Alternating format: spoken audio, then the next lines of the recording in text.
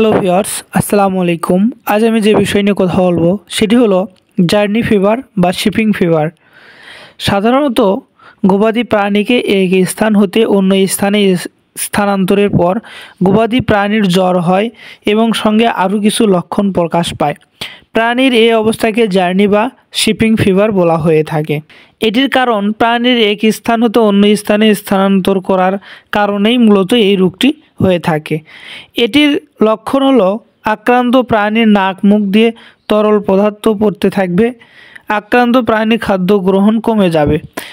প্রাণীটি আগে যে রকম খাবার খাচ্ছিল সেই রকম খাবার খাবে না। প্রাণী শুয়ে থাকতে বেশি পছন্দ করবে।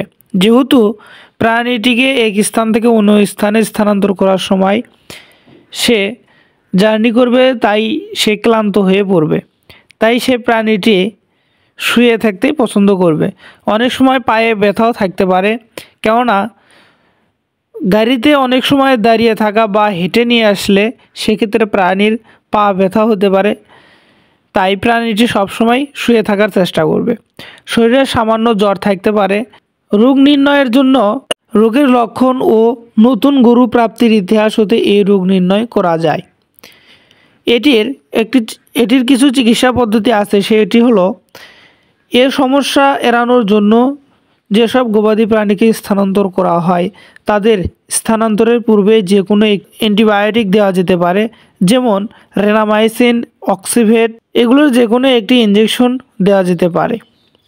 স্থানান্তরের পর যে কোনো একটি ব্যথানাশক ইঞ্জেকশন, যেমন কফভেট, কিটোভেট, মেলভেট, এগুলো যে কোনো একটি ইঞ্জেকশন দেওয়া যেতে পারে। এবং সহযোগী চিকিৎসা হিসেবে পাউডার রেনালাইট, গ্লুকোলাইট, ডেক্সোলাইট, এগুলোর যে কোনো একটি পাউডার খাওয়ানো যেতে পারে। তাহলে প্রাণীটি সহজেই সুস্থ হয়ে উঠবে। এবং এটার জন্য ভীত হওয়ার কোনো কারণ নেই, কেননা প্রাণী জার্নি করার সময় অনেক সময় আঘাত লাগতে পারে বা প্রাণী দীর্ঘ সময় জার্নি করার কারণে ক্লান্ত হয়ে শরীরে জ্বর আসতে পারে। তাই সকল চিকিৎসা পদ্ধতি গ্রহণ করলেই প্রাণীকে সুস্থ করে তোলা সম্ভব। এ রোগ প্রতিরোধের ক্ষেত্রে এক স্থান হতে অন্য স্থানে স্থানান্তরের সময় প্রাণীকে দীর্ঘ পথ না হাঁটিয়ে প্রাণীকে ট্রাক বা ভ্যান ব্যবহার করে আনা নেওয়া করে এই রোগ প্রতিরোধ করা যেতে পারে। আজকের বারে এ পর্যন্ত। এই ভিডিওটি ভালো লাগলে অবশ্যই লাইক, কমেন্ট, সাবস্ক্রাইব করে পাশে থাকবেন। ধন্যবাদ সবাইকে।